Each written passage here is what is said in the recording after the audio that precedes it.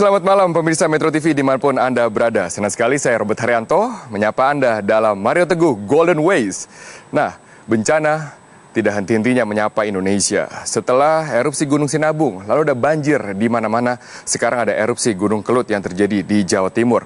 Ada masyarakat yang marah, ada yang sedih, ada juga yang pasrah dengan keadaan. Lalu, bagaimana seharusnya masyarakat bersikap dan juga melihat keadaan ini? Karena itu, Mario Teguh Golden Ways malam hari ini bersimpati dengan mengangkat tema Pray for Kelut. Langsung saja kita sambut Pak Mario Teguh.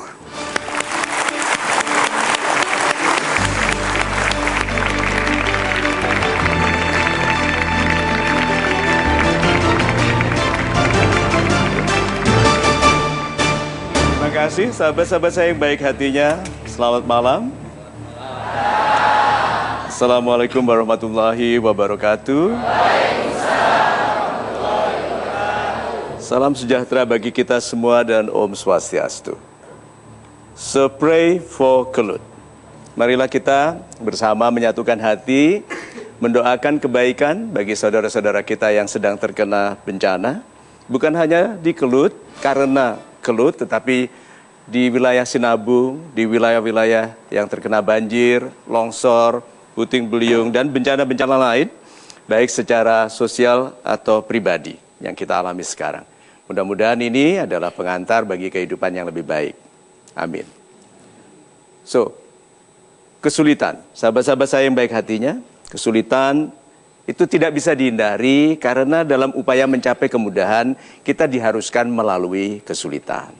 Apapun yang ingin kita capai dengan mudah, harus kita lalui kesulitan untuk sampai kepadanya. Itu sebabnya kesabaran, keikhlasan, ketabahan, kesungguhan ada di dalam urutan kata yang harus kita gunakan untuk mencapai kehidupan yang lebih baik. Mudah-mudahan bahasan kita malam ini bukan hanya nanti menjadikan alur pikiran yang menemukan jalan keluar, tapi terutama jalan naik dari kehidupan yang sekarang tidak mudah ini. Itu. Super sekali Pak Mario. Setiap masalah tentunya orang mencari jalan keluar. Tapi Pak Mario katakan bahwa jalan naik ternyata tidak kalah pentingnya dengan jalan keluar. Bahkan apa maksudnya? Gini, sahabat-sahabat saya yang baik hatinya. Kita kan kalau masuk dalam kesulitan kita berdoa. Tuhanku keluarkanlah aku dari kesulitan ini melalui pintu keluar yang benar. Karena kalau pintu keluarnya salah, masuk ke masalah yang lebih besar toh. Jadi doa kita keluar dari pintu keluar yang benar. Gitu kan? Kalau kita masuk ke satu keadaan, masuk dari pintu masuk yang benar. Dan kita minta kekuatan dari sisi Tuhan yang menolong. Karena tidak ada orang bisa selamat tanpa pertolongan. Nah, berarti jalan keluar itu harus mengindikasikan peningkatan kualitas kehidupan. Karena, ini pointernya, kesulitan adalah perintah untuk memperbaiki diri. Waktu kita mengerjakan tugas dari guru matematika kita. Kan guru matematika itu senang kalau muridnya nggak bisa. Makanya dipersulit, sudah bisa dipersulit lagi gitu toh. Itu memang hobinya. Nah, supaya kita tidak kesulitan, kita memperbaiki diri, belajar lagi, gitu. Lalu bisa, lalu melihat guru merencanakan yang lebih sulit lagi. Seperti itulah kehidupan, dan Tuhan itu seperti guru matematika. Kalau kita sudah pandai menghasilkan sekian, dikasih kesulitan supaya menghasilkan lebih besar, itu kan? Jadi kalau kesulitan disikapi dengan positif, kita menemukan jalan naik, bukan hanya keluar. Oke, mengapa orang punya masalah hutang? Karena berhutang. Oke, nah jadi kalau gitu, orang yang berhutang, kalau berhenti tidak berhutang, harus apa? Menghasilkan pendapatan lebih supaya tidak berhutang lagi. Jadi orang yang tersiksa dengan hutang, tidak boleh berpikir mau hutang lagi. Kan kalau orang banyak hutang, bilang ini siapa lagi yang bisa dipinjemi? Gitu. Banyak orang di dalam kesulitannya menggali lebih dalam, tidak memperkuat diri. Itu. Oke. Super sekali Pak Mario. Sekarang saya akan memberikan kesempatan untuk penanya di studio. Siapa yang ingin bertanya? Ayo silakan. Baik, salam super Pak Mario. Salam super. Nama saya Ridwan dari Pekanbaru. dari Pekanbaru. Oh my God. Sesuai dengan judul hari ini adalah Pray for Kelut. Ya. Ya. Mengapa kita berdoa ketika musibah terjadi? Apakah pantas kita berdoa ketika musibah telah terjadi? Lalu, bagaimana kita sebagai umatnya memantaskan doa agar Sang Pencipta menghindarkan kita dari musibah? Demikian Pak Mario, salam super. Super sekali. Memang ada orang, Pak, yang berdoa hanya kalau tidak punya uang. Ada toh? Berdoa kalau ditinggal kekasihnya. Itu saja. Jadi selama sedih dia berdoa, setelah gembira lupa. Ya, banyak di antara kita memang begitu. Nah, bencana langsung berdoa otomatis, Pak. Kita bencana. Nah, pertanyaannya adalah mengapa kok berdoa? Tahu nggak? Bahkan orang yang tidak mempercayai Tuhan berdoa dalam cara yang mereka anggap bukan doa. Teman saya, seorang yang tidak percaya kepada Tuhan, waktu saya masih kuliah di Amerika, dia mengatakan, I do not believe in God, Mario. Good, so I don't pray. Dia bilang gitu. Good. You pernah mengatakan hope nggak? Karena dia adiknya terjun payung, dia bilang apa? I hope everything is okay. Dia bilang hope. Ya, supaya baik. Good. Siapa yang membaikkan? Itu loh. Orang yang menolak adanya Tuhan pun masih berdoa. Hanya dalam cara yang bukan disebutnya doa. Terus akhir, setelah bergaul beberapa saat, dia mulai mengerti. Tapi tidak mau menggunakan nama Tuhan. Jadi bilang gini, Mario, I think the big guy, gitu. Orang besar di atas itu, karena dia tidak mau menggunakan. So doa itu tidak bisa dilepaskan, Pak. Baik Anda membutuhkan atau tidak, karena doa yang paling indah tidak dalam bentuk yang diucapkan, Pak. Doa yang paling indah itu dalam bentuk tindakan. Sehingga cara hidup yang baik adalah doa yang terbaik. Karena senyumku adalah doa bagi kebaikan orang yang menerima senyumku. Bisa dibayangkan itu? Orang marah, maafku kepadanya sebagai doa bagi kebaikannya. Sehingga dia tidak melukai hati orang yang lain. Coba bayangkan itu. Kalau Anda sudah hidup dengan cara yang baik, Anda sudah berdoa tanpa berdoa, Pak. Itu sebabnya Anda heran, kok ada orang nggak minta, kok dapat terus dari Tuhan ya. Ada orang yang minta, terus nggak dapat-dapat. Sampai tambah lama, tambah lebar. Ya toh, mengapa gitu kan? Karena orang yang doanya dapatnya sedikit dan takut bocor kan rapet gitu. Ya, so sahabat-sahabat saya yang baik hatinya, berdoalah dan indahkanlah doa Anda dalam bentuk tindakan. Itu. Super sekali Pak Mario, dan kami juga akan mengajak Anda untuk melihat bagaimana kondisi terkini dari kamp pengungsi di Malang, Jawa Timur, dan juga ada pengungsi yang ingin bertanya langsung kepada Pak Mario. Nanti setelah jeda komersial, tetaplah bersama kami di Mario Teguh Golden Ways. Masih bersama kami dalam Mario Teguh Golden Ways. Sekarang kami akan mengajak Anda untuk melihat bagaimana situasi terkini dari Malang, Jawa Timur bersama dengan rekan kami Randi Prajaya.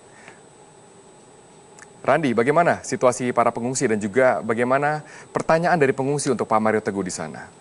Ya, salam super untuk Pak Mario dan juga Robert. Saat ini saya berada di posko pengungsian, yaitu tepatnya di Kecamatan Pujon, Kabupaten Malang. Dan di sini merupakan pusat dari posko pengungsian yang dikhususkan bagi warga yang terkena dampak erupsi Gunung Kelut. Dan saat ini kondisi di posko pengungsian sudah memang warga sudah diungsikan sejak 2 hari yang lalu. Di mana saat ini dari pantauan kami, dari 2 hari yang lalu hingga hari ini sudah mulai berdatangan bantuan, baik itu berupa makanan, minuman, dan juga obat-obatan.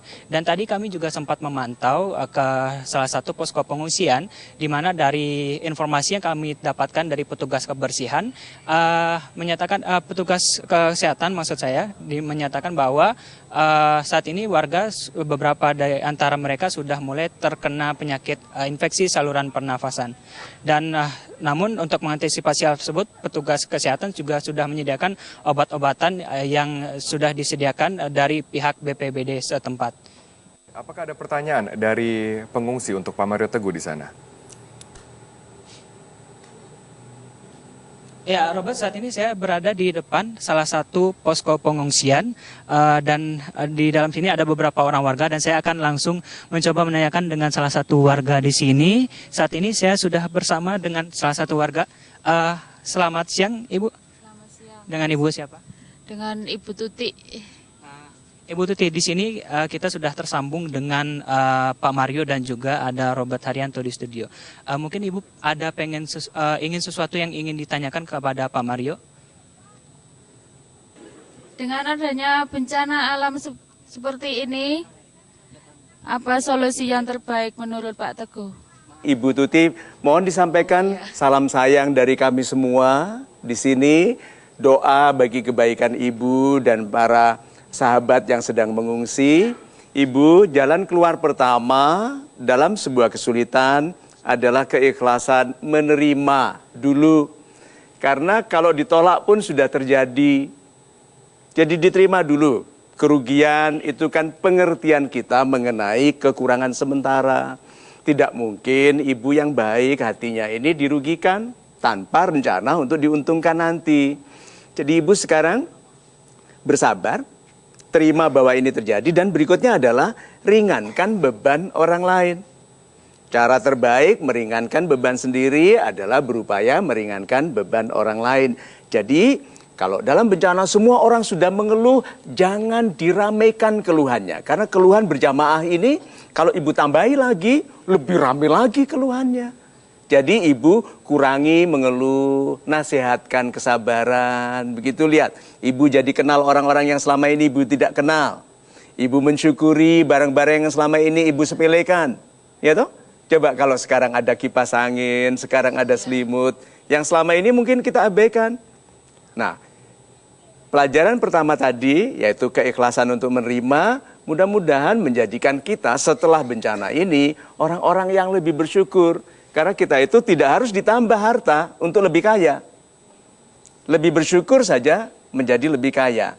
Nah, ibu, enak memang bicara seperti ini dari keadaan di studio yang sejuk, yang tidak berdebu, yang semua makanan dan minuman disediakan oleh Metro TV. Tetapi di tempat ibu tidak mudah. Kami mengerti itu. Dan itu tanda bahwa ibu lebih kuat dari kami karena cobaan tidak diberikan kepada orang lemah. Ibu dalam kesederhanaan yang ibu mungkin rasakan di situ, ibu adalah orang-orang yang sebetulnya sedang dimuliakan Tuhan. Karena hanya orang-orang yang kuat yang dicoba. Itu.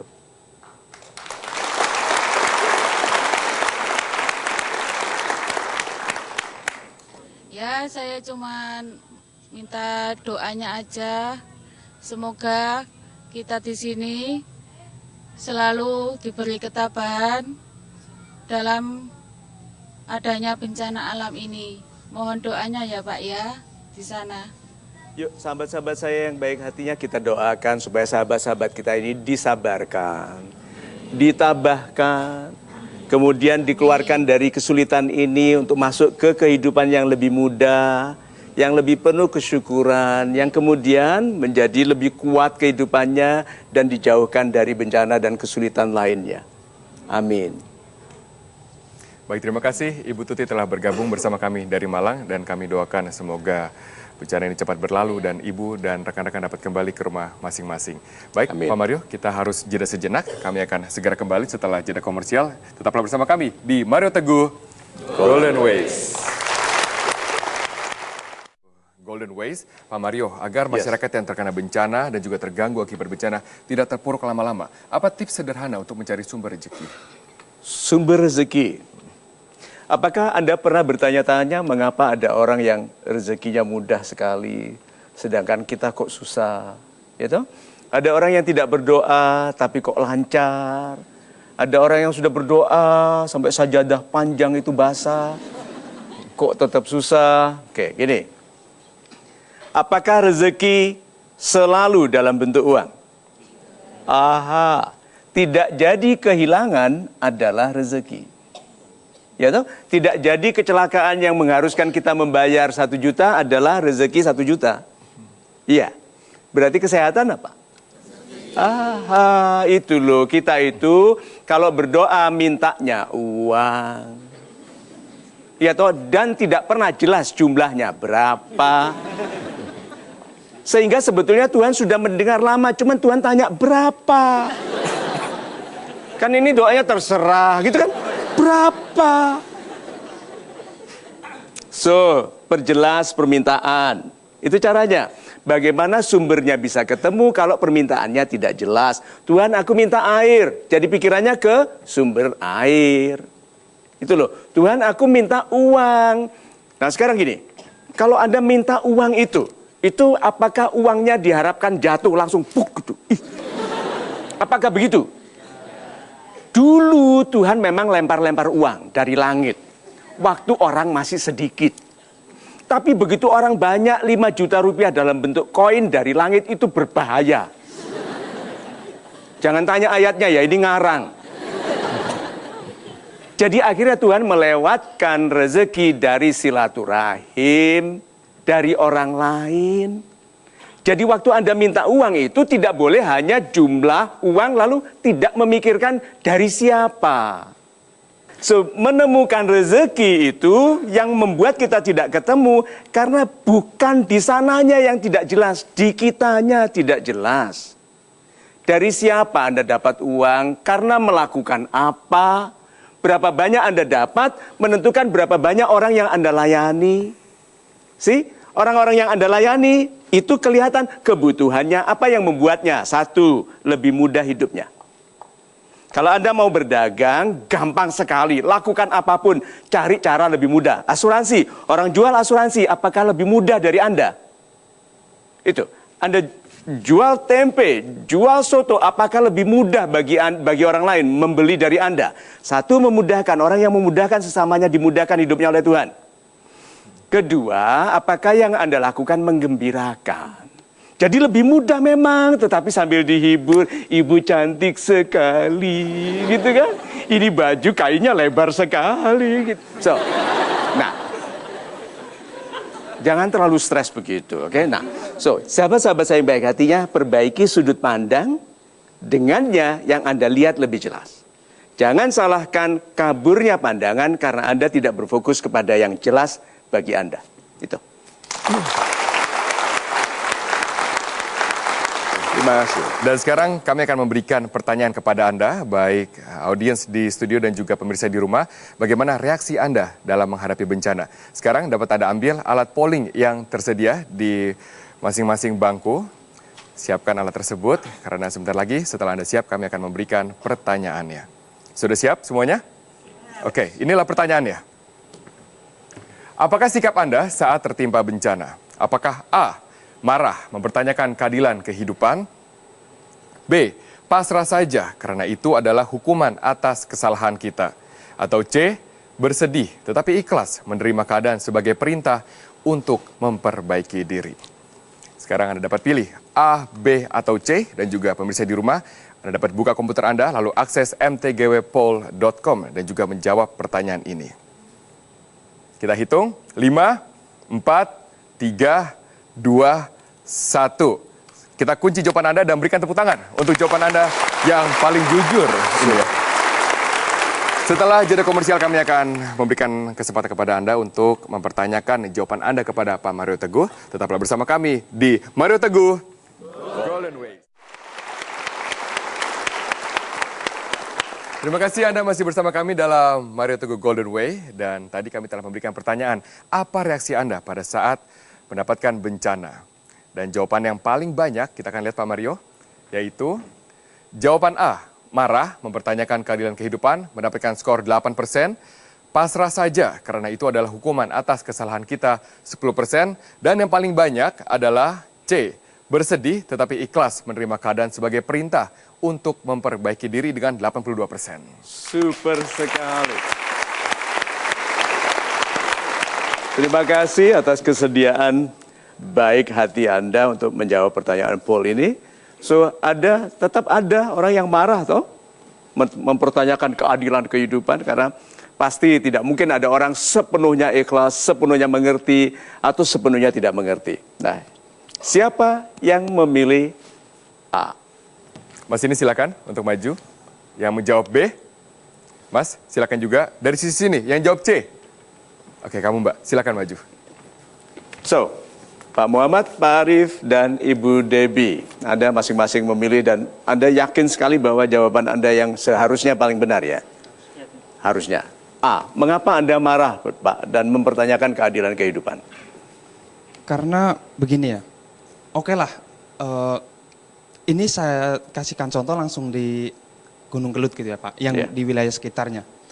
Saya yakin di antara warga di sekitar situ tidak semuanya lah, mereka itu orang-orang yang mungkin berdosa atau dan lain sebagainya gitu. Ada orang baik di antara mereka. Pasti.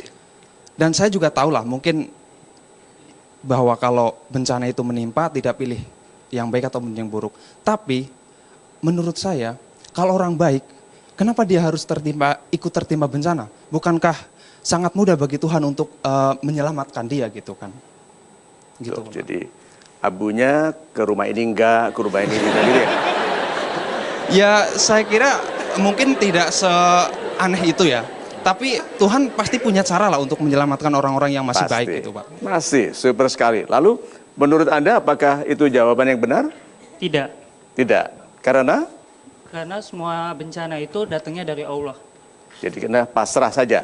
Iya, Karena- pasrah. Karena bencana ini udah terjadi. Dan itu adalah teguran dan hukuman untuk kita. Karena kesalahan kita. Tidak. Loh,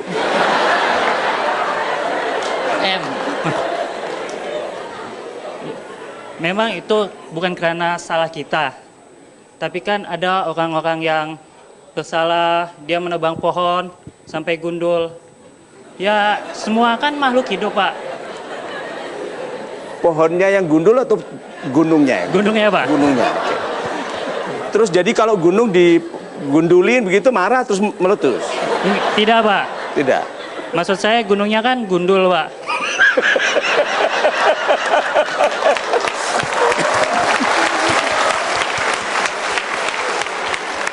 Oke, terus? Kan banyak orang yang menebang pohon untuk kepentingan dia sendiri. Tidak merawat, kayak cocok tanam, terus tebang, pilih yang besar, yang kecil didiamkan untuk tumbuh lagi, Pak. Bencana ini termasuk teguran untuk kita, Pak. Dan hukuman. Karena kita salah. Hah? Karena kita salah. Iya. Tapi tidak semua orang salah, Pak. Tapi pasti ada orang salah. Pak Muhammad bagaimana? Ya tadi kan dikatakan tidak semua orang salah. Nah saya yang menyangkal itunya. Karena mereka tidak salah kenapa harus ikut tertimpa gitu kan Pak? Nah itu kenapa Pak? Karena itu ujian, Pak. Kenapa? Ujian. Oh itu ujian. Ujian bagi orang baik, Pak. Ujian bagi orang baik. Lah yang dihukum ini yang salah. Iya, Pak. Anda yang mana? Saya orang baik, Pak. Orang baik. Oke.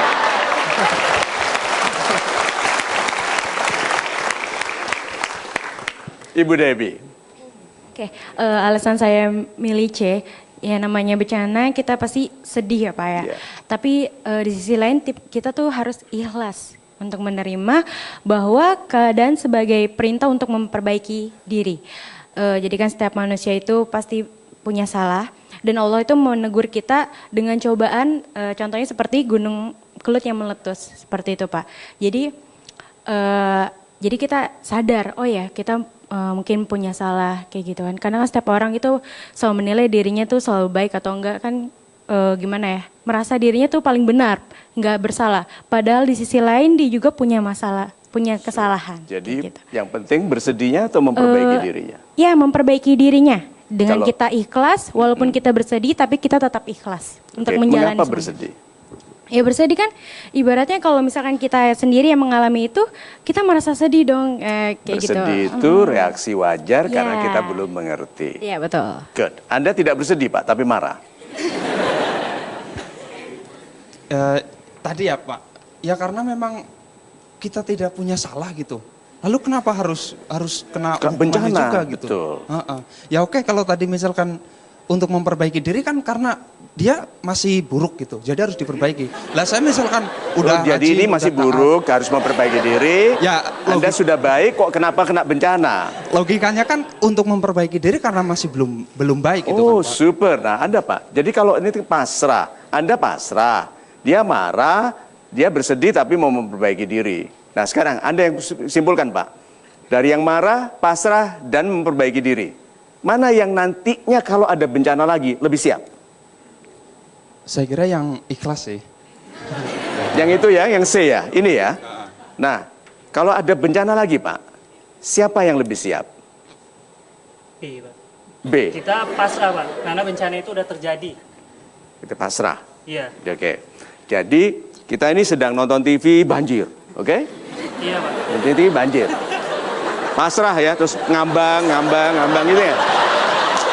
Tidak, Pak. Tidak. Terus itu adalah hukuman. Iya, Pak, itu adalah hukuman. Jadi Untuk kita. banjir naik. Gitu, pasrah aja. Enggak, Pak. Dengan kata lain pasrah itu kita tidak marah atau bersedih. Kita Super memiliki tindakan yang lain. super sekali. Berarti pasrah di sini adalah pasrah yang indah, Iya, bukan pasrah yang lemah. Iya. Ya, pasrah yang indah adalah menerima bahwa ini ketetapan Tuhan. Iya. Kalau sudah terjadi, berarti sudah diizinkan Tuhan kan? Tidak ada kekuatan yang bisa terjadi tanpa izin Tuhan.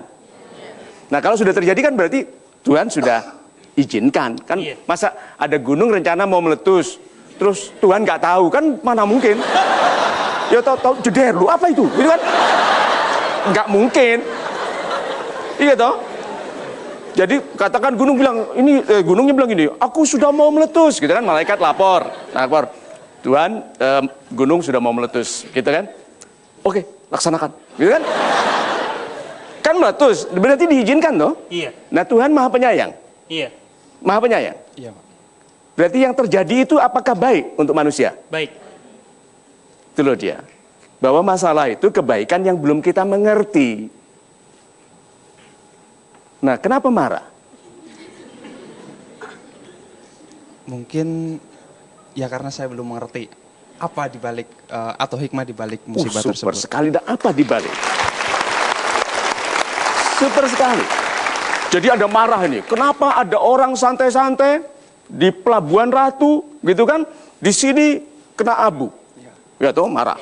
Nah, sekarang Anda berusaha mencari di balik itu. Apa yang Anda lihat, Pak? Apa maksud dari bencana ini? Tentu kalau dari yang tadi disampaikan, ya berarti bagaimanapun kita sebagai manusia, apapun sebaik apapun, tentu ada kekurangan. Ataupun kalau kita sudah cukup baik, mungkin Tuhan ingin meningkatkan kualitas diri kita melalui bencana itu. Super. Nah, yuk kita sekarang lebih action oriented, lebih bertindak. Rumah yang tertimpa abu itu kan berat, disiram tambah berat ambruk. Supaya kalau terjadi lagi rumah kita tidak ambruk, apa yang Anda lakukan? Memperkokoh bangunannya. Memperkokoh bangunan, butuh biaya nggak? Butuh biaya. Berarti harus apa? Cari uang. Cari uang. Mungkinkah Tuhan mempersulit orang yang mau memperbaiki hidupnya? Tidak. Ya. Iya. Nah, di dalam kepasrahan itu, pasrah yang indah itu aktif. Pasrah yang negatif itu menyerah. Pasrah Anda adalah yang aktif. Yes. Apa yang Anda akan lakukan? Saya akan melakukan satu. Misalnya kita tertimpa musibah abu. Bangunan kita atapnya banyak abunya, Pak. Dan kita sebaiknya tidak mengeluh, marah, atau hanya bersedih, Pak. Kita harus melakukan tindakan. Apa itu? Yang pertama, membersihkan, Pak. Kita usaha dulu. Ya, terus? Yang kedua, kita menolong orang, Pak. Menolong orang yang rumahnya juga kena abu. Iya, Pak. Ya.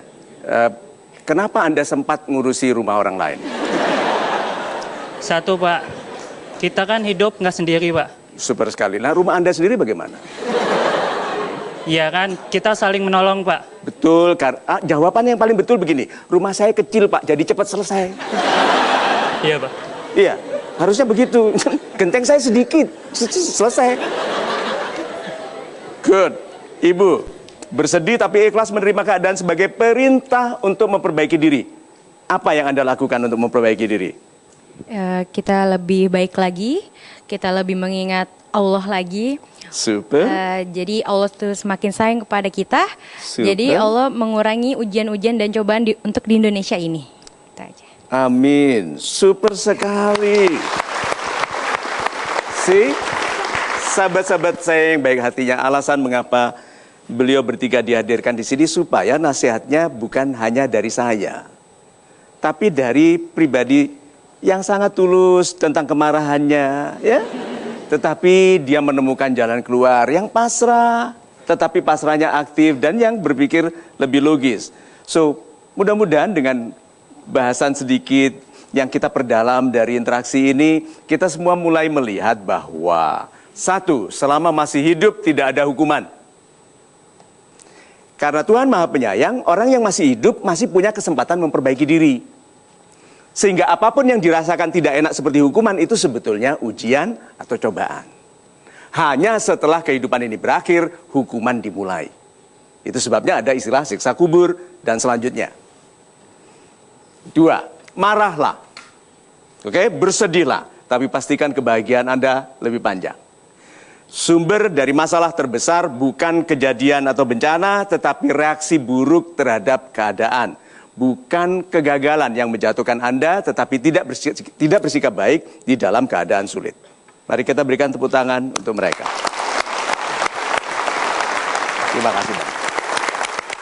Oke, baik, kami akan jeda sejenak. Tetaplah bersama kami di Mario Teguh Golden Ways. Terima kasih Anda masih bersama kami dalam Mario Teguh Golden Way. Tema pada malam hari ini adalah Pray for Gelut. Dan sekarang kami akan memberikan kepada Anda gambaran bagaimana reaksi warga di Kediri khususnya pada saat erupsi terjadi pada Kamis malam ataupun juga Jumat pagi yang lalu. Ada seorang nenek dan juga seorang cucu yang berusaha untuk menyelamatkan diri mereka. Mari Pak Mario, kita saksikan bersama-sama. Usrek, nenek berumur 70 tahun bersama cicitnya Nabila 10 tahun, warga Sepawon, Kecamatan Plosok, Klaten, Kabupaten Kediri, dibawa ke posko utama oleh relawan bencana. Keduanya ditemukan di rumah seorang warga sedang berlindung dari hujan pasir letusan Gunung Kelut. Saat dibawa, kondisi nenek ini lemas karena kelelahan setelah berjalan kaki menyelamatkan diri dari letusan. Usrek terpisah dengan anaknya, Patemi, yang hilang karena panik saat Kelut erupsi. Menurut Agus, relawan bencana mengaku saat melakukan penyisiran, sang nenek dan cicitnya menghadang untuk meminta bantuan evakuasi. Ada nenek-nenek di pinggir jalan menghadang kita untuk minta bantuan evakuasi. Ya akhirnya kita bawa ke daerah sini, kota sini. Iya, berdua ini cuma ini. Sampai nginep sampai tadi pagi, terus minta nyari orang tuanya ini si kecil. Dari mana dia? Dari desa Sepawon, Pak. Jalan kaki dari Sepawon. Di perbatasan keluar desa itu dia nunggu di situ sendiri sama cucunya. Di lokasi di Sepawon. Di desa Sepawon itu. Untuk sementara keduanya diamankan di posko utama penanggulangan bencana sambil menunggu ditemukannya anak dan keluarganya yang terpisah. Dari Kediri, Jawa Timur, Abdurrahman, Metro TV. Pak Mario, ada seorang nenek berusia 70 tahun yang kelelahan menyelamatkan diri. Pada akhirnya masyarakat juga itu Pak Mario, menyelamatkan diri mereka masing-masing di sana.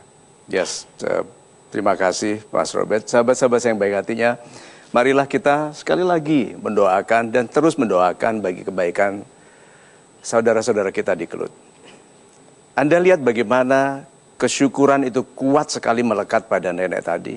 Waktu pertama kali diangkat masih memegang sendalnya. Itu bukan karena takut kehilangan sendal, karena mensyukuri itu harta yang diberikan oleh Tuhan. Bahkan dalam bencana, dia masih tidak ingin menyepelekan harta. Itu sebabnya harta berikutnya yang sangat berharga, cucunya diselamatkannya. Memang sudah difirmankan bahwa pada saat kiamat itu terjadi, ayah lupa anak, anak lupa, orang lupa, semua lupa. Hanya yang betul-betul mencintai yang ingat. Nah, nenek tadi mencontohkan bahwa kemuliaan itu bukan pada bintang di pundak seorang jenderal atau bintang tanda jasa di dada seorang perwira, tapi pada jiwa yang indah di dalam kekurangan.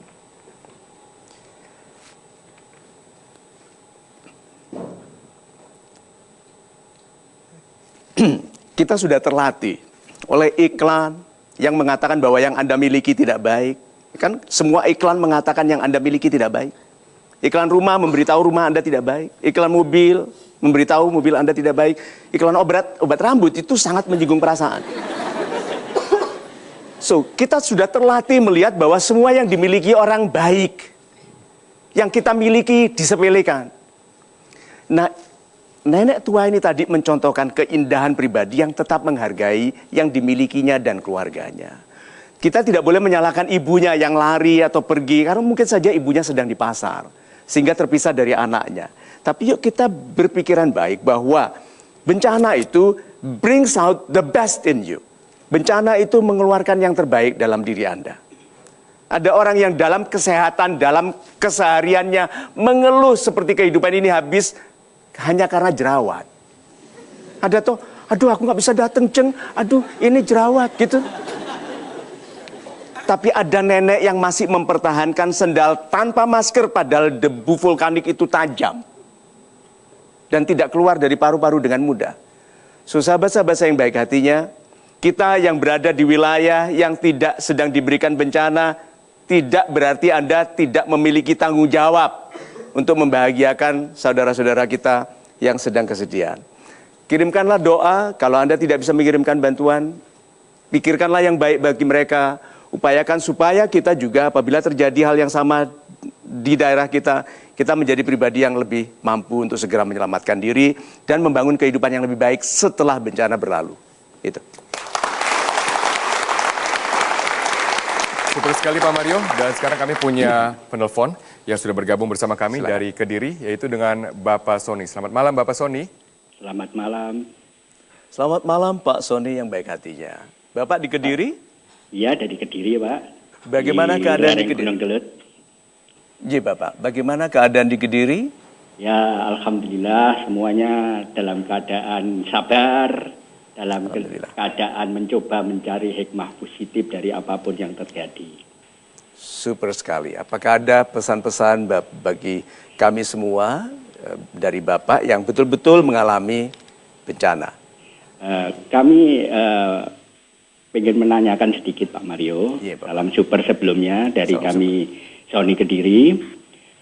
Ingin menanyakan bahwa hikmah super apakah yang kata orang bahwa ini adalah bencana dan bencana ini terus-menerus terjadi di Indonesia. Sedangkan kami yakin, saya yakin-yakinnya Pak Mario bahwa Allah itu, Tuhan itu maha kasih sayang dan tidak mungkin menghendaki hambanya yang dikasih itu menderita. Tetapi kita selalu dengan kondisi semacam ini merasakan bahwa Tuhan lagi nyewer kita, lagi menampar kita karena kesalahan-kesalahan kita. Mungkin hikmah super apa Pak Mario yang bisa kami tarik sehingga kami semakin menganggap ini adalah suatu karunia yang luar biasa untuk bangsa, negara dan tanah air tercinta ini. Terima kasih banyak Pak Sony. Kalau boleh diizinkan saya menggambarkan ini Bapak. Gunung ini subur sekali karena limpahan-limpahan dari materi ini setelah beberapa saat bereaksi dengan elemen yang lain di alam menjadi wilayah yang sangat subur. Itu sebabnya banyak di antara kita bercocok tanam, berkebun di lereng-lereng gunung yang subur sekali. Dan istilahnya untuk yang Anda dapat kadang-kadang memang ada kekurangan yang harus adil diterima. Oke? Tetapi kalau kita berpikir bahwa ini bukan sesuatu yang terjadi sekali, berarti kita akan berulang. Waktu gunung ini nanti pasif, kan kita akan kembali. Jangan lupa membangun kemampuan untuk punya rumah lain, punya bisnis lain, punya ladang lain di tempat yang tidak terkena bencana. Itu mudah dikatakan, tetapi tidak mudah sebetulnya dikatakan kalau kita tidak memiliki logika yang baik tentang yang dikatakan. Sahabat-sahabat saya yang baik hatinya, orang-orang yang mengatakan, kan itu ngomongnya, karena dia belum melakukan. Banyak di antara kita gini, hidup ini aja pas-pasan Pak Mario, apalagi mau lebih. Bukankah itu sikap yang sudah membatasi rezeki Tuhan? Jadi bagaimana kalau kita katakan mulai dari sekarang, ini bencana, aku akan kembali ke rumahku lagi karena di bawah gunung ini subur. Tapi begitu aku bercocok tanam dan baik, aku akan berhemat dan mengupayakan uang lebih untuk aku punya rumah lain di tempat lain. Sehingga apabila sudah ada ramalan mengenai perilaku gunung, aku akan pindah dulu sebentar. Nah, untuk sementara, terima saja apapun yang dikatakan orang. Mengenai apakah kesalahan kita, apakah negara kita korup, pemimpin kita tidak amanah, udah terima saja dulu. Tetapi, rezeki itu sangat pribadi. Rezeki itu sangat pribadi. Ada yang disimpan, diselamatkan, dipisahkan. Jadi, untuk sekarang dan selanjutnya, yuk jaga kedekatan yang baik dengan Tuhan. Coba, tidak usah Tuhan, tapi kalau ini pribadi yang sangat dicintai Tuhan, tidak mungkin bencana dikenakan. Oke? Kalau saya dekat dengan pribadi ini, saya juga tidak terkena. Itu sebabnya berkumpulah dengan orang-orang baik. Akan ada orang baik yang terkena bencana kalau dia berkumpul dengan orang-orang tidak baik. Bukankah itu juga firman? Itu sebabnya nasihat, jangan pilih-pilih teman, pilih teman. Jangan pilih-pilih teman, pilih. Kalau teman itu jadi pacar, jadi kekasih, jadi suami, kalau tidak dipilih, itu bencana sebelum gunung meletus. So, sahabat-sahabat saya yang baik hatinya, yuk kita bersabar mengambil pelajaran dari yang sudah terjadi. Itu Pak Sony. Super sekali Pak Mario, banyak sekali pelajaran yang nanti Pak Mario akan berikan kepada penonton. Tapi kita harus jeda sejenak, tetaplah bersama kami di Mario Teguh Golden Ways. Anda masih bersama kami dalam Mario Teguh Golden Ways. Pak Mario, saya ingin bertanya, banyak orang dalam menghadapi bencana rasanya tidak sabar. Lalu mereka marah, bagaimana bisa panjang sabar dalam menghadapi bencana Pak Mario? Super sekali. Sahabat-sahabat saya yang baik hatinya, pernah mendengar orang mengatakan kesabaran itu ada batasnya? Betul nggak itu? Betul dan salah. Satu, kesabaran itu tidak ada batasnya karena kesabaran adalah sifat Tuhan. Tuhan tidak terbatas. Maka kesabaran itu yang milik Tuhan tidak terbatas. Yang terbatas itu kesabaran kita. Tapi setiap orang kesabarannya beda, bahkan kesabarannya tahun lalu dengan sekarang beda. Jadi ada orang yang sabarnya panjang. Jadi itu sebabnya orang-orang mendekatlah kepada Tuhanmu, supaya sifatmu semakin dekat dengan sifat Tuhan, sehingga panjang sabarmu, dalam syukurmu, tinggi ilmumu. Kan begitu?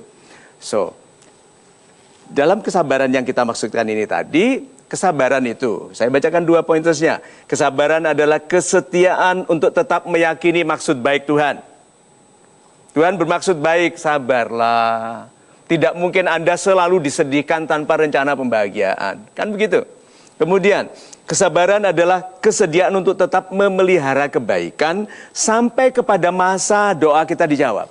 Kan doa akan dijawab. Kita tidak tahu kapan. Nah, orang bersabar tetap baik sampai masa doanya dijawab. Banyak orang nyakar-nyakar kasar. Lalu kapan terjawab? Karena dia menjadi pribadi yang tidak pantas dijawab doanya. Tidak pantas dijawab doanya. Itu. Super sekali Pak Mario, dan saya akan memberikan kesempatan untuk audiens di studio yang akan bertanya. Silakan, Mas. Assalamualaikum warahmatullahi wabarakatuh. Waalaikumsalam. Selamat malam Pak Mario. Selamat malam Bapak. Salam super. Salam super. Nama saya Nendi Afrial dari Bogor, Pak. Yes, Pak. Saya seorang pegawai biasa, dari keluarga biasa, yang hidupnya bisa dibilang kerja dari hari kerja itu berangkat pagi pulang malam. Sekarang saya melihat belakangan ini Indonesia banyak ditimpa cobaan. Hati kecil saya, bagaimana caranya saya bisa bergabung menjadi relawan seperti itu. Bergabung menjadi relawan, tapi saya sendiri memiliki kewajiban yang jujur saja itu tidak bisa ditinggalkan oleh saya. Sedangkan jika hanya sekedar menyumbangkan apa yang saya punya, saya rasa masih ada rasa, bagaimana Pak ya? Kurang cukup Pak di hati gitu Pak. Apakah hanya dengan doa dan apa yang bisa saya salurkan bantuan, apakah itu cukup? Tapi entah mengapa hati kecil saya merasakan ada yang kurang pada hati kecil saya Pak. Terima kasih. Assalamualaikum warahmatullahi wabarakatuh. Waalaikumsalam.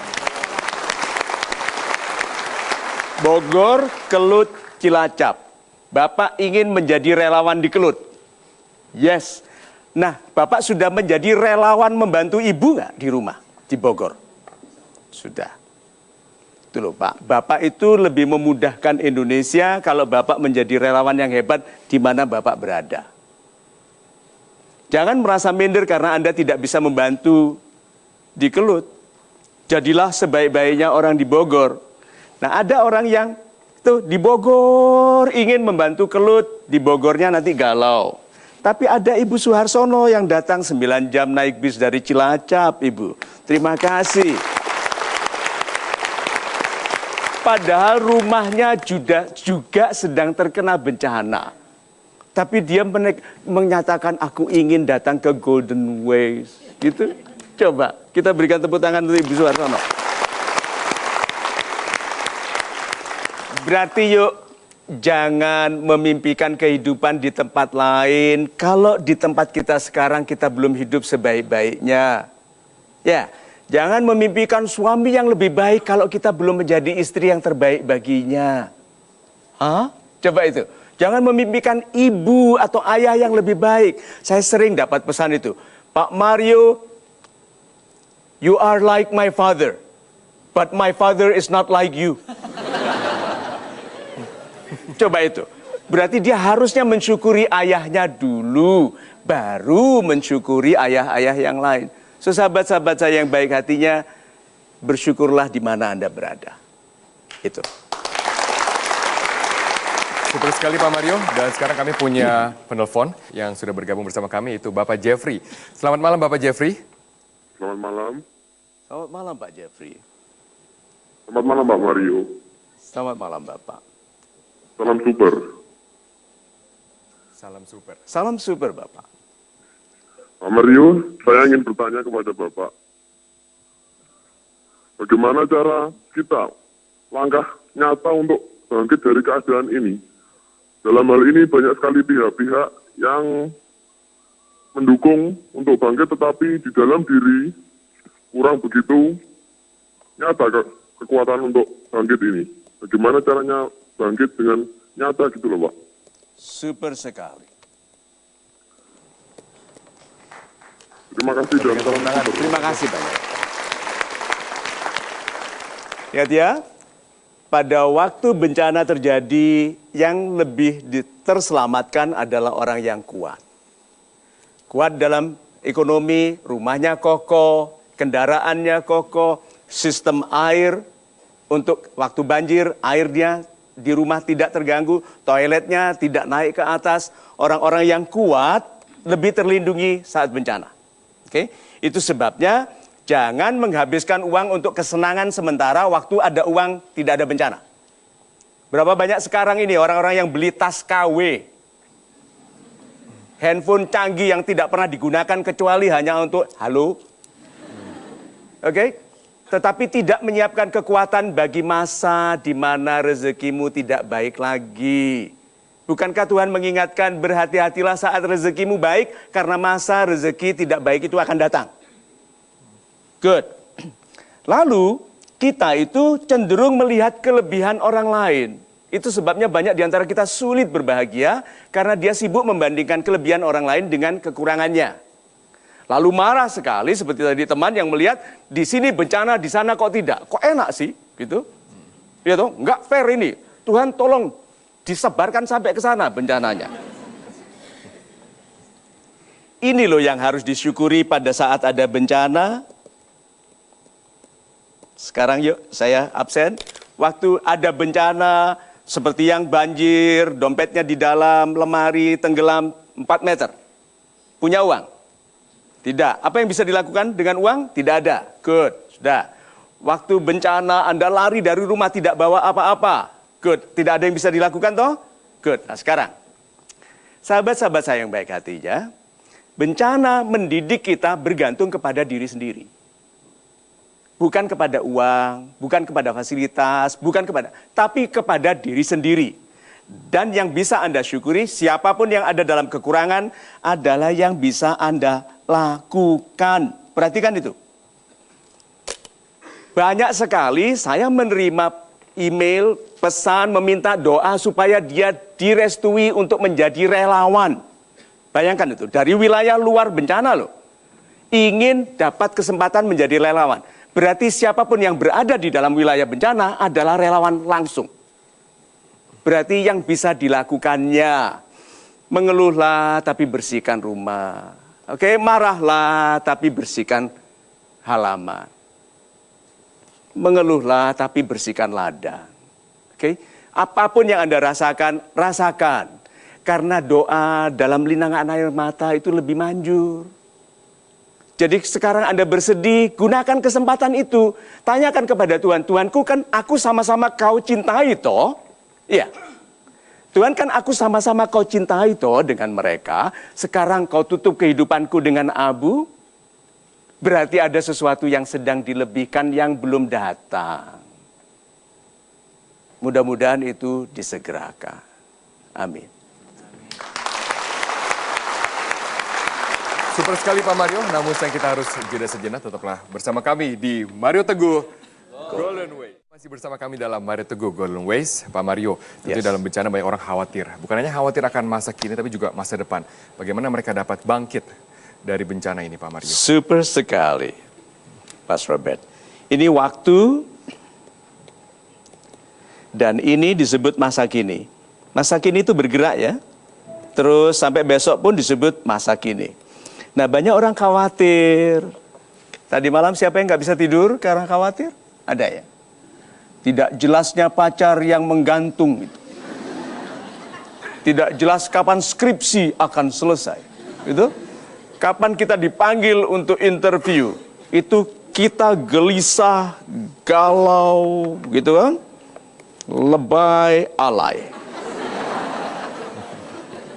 Nasihatnya jangan terlalu mengkhawatirkan masa depan.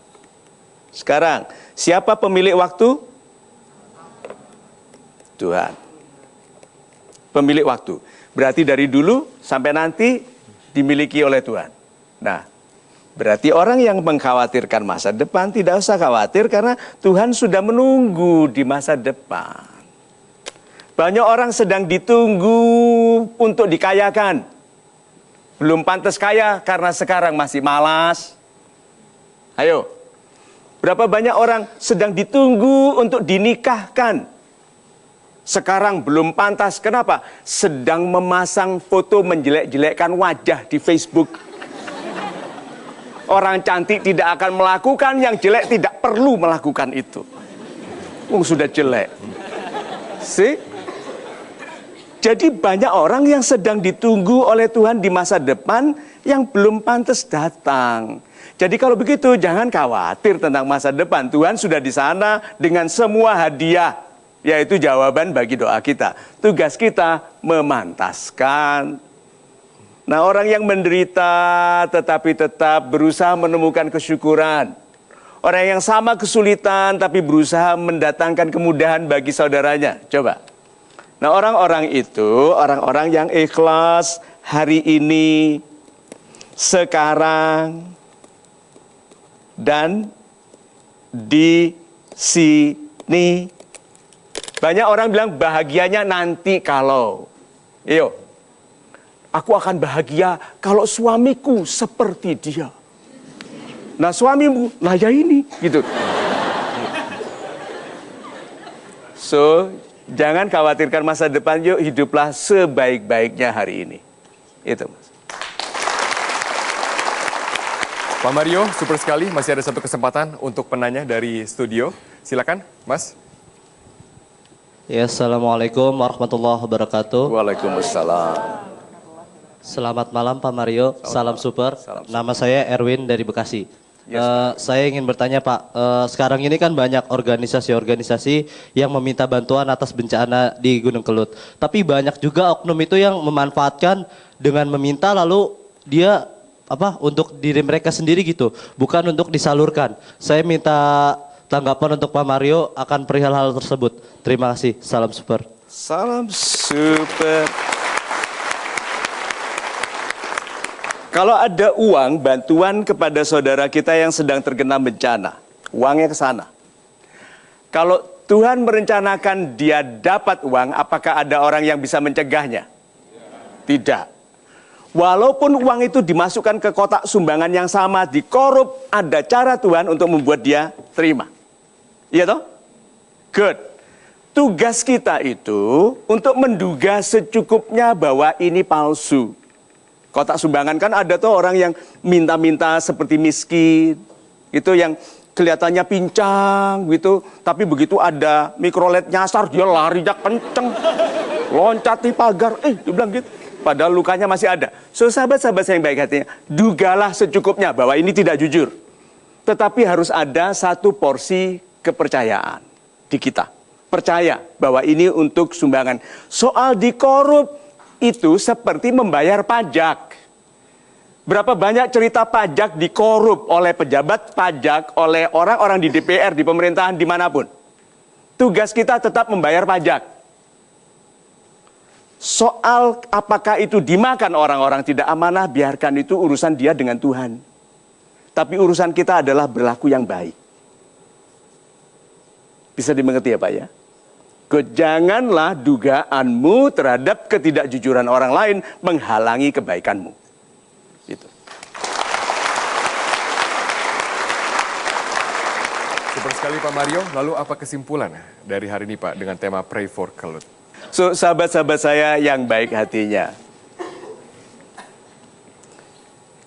Ada istilah dalam bahasa Jawa, sumeleh ya. Sumeleh, menerima ikhlas. Orang-orang seperti ini sudah rentang kesabarannya hebat sekali. Itu diambil motornya, dia bilang terima kasih.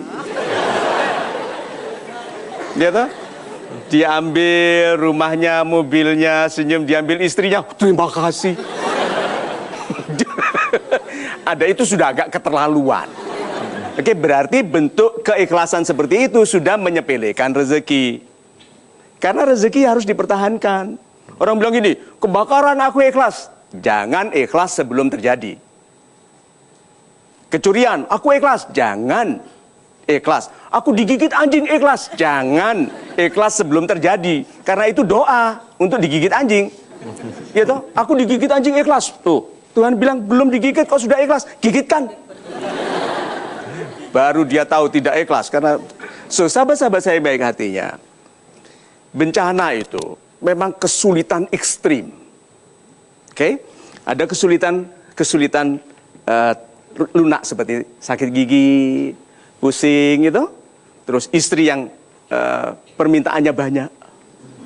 Ini kesulitan sementara, gitu kan? Kalau kita tahu caranya merayu, dia lupa. Nah, tetapi ada kesulitan ekstrim seperti bencana yang mau tidak mau membongkar kita dari kehidupan normal kita. Seperti tidak punya rumah lagi, tidak punya kendaraan lagi, atau terputus hubungan dari saudara, atau bahkan kehilangan anggota keluarga. Nah, kesulitan yang ekstrim ini terjadi di dalam wilayah yang ada bencana atau tidak. Tetapi kalau dipikir-pikir, bencana itu adalah bencana pribadi yang kebetulan terjadi bersama-sama. Sebetulnya. Bencana pribadi yang terjadi bersama-sama. Nah, sahabat-sahabat saya yang baik hatinya, supaya kita tidak merasakan penderitaan itu terlalu berat, karena yang tidak dirasakan tidak terasa, oke? Yang sibuk membahagiakan tidak terlalu sedih, bagaimana kalau kita mengutamakan yang bisa kita lakukan? Satu, jadilah pribadi yang segera membersihkan yang bisa dibersihkan. Merapikan yang bisa dirapikan, mengumpulkan yang bisa dikumpulkan, mendahulukan yang bisa didahulukan.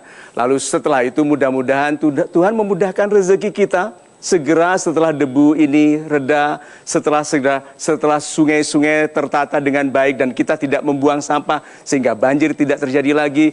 Sahabat-sahabat saya yang baik hatinya, marilah kita hidup dengan sebaik-baiknya. Harus ada yang memulai kebaikan dalam kehidupan. Orang lain membuang sampah, kita tidak. Orang lain mencuri, kita tidak. Orang lain memfitnah, kita tidak.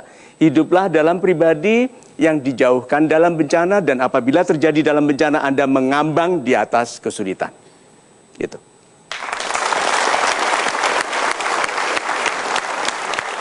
Baik, terima kasih Pak Mario, dan kesimpulan Pak Mario menjadi penutup dalam Mario Teguh Golden Ways kali ini.